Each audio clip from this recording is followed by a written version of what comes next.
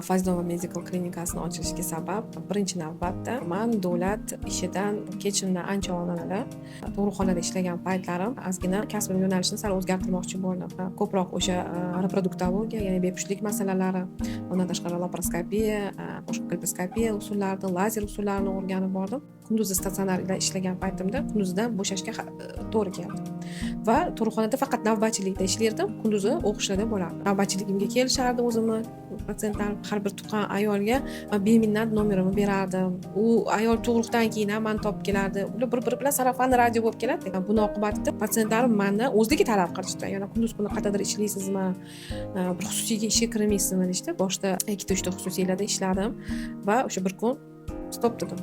Nimaga o'zimni xususiy klinikaga harakat qilmaymiz deb. Shu turmush o'rtog'im bilan maslahatlashdik va shundan keyin biz 23-dekabr oylarida xususiy o'zimizni Fayzdova Medical klinikasini ochishga muvaffaq bo'ldik.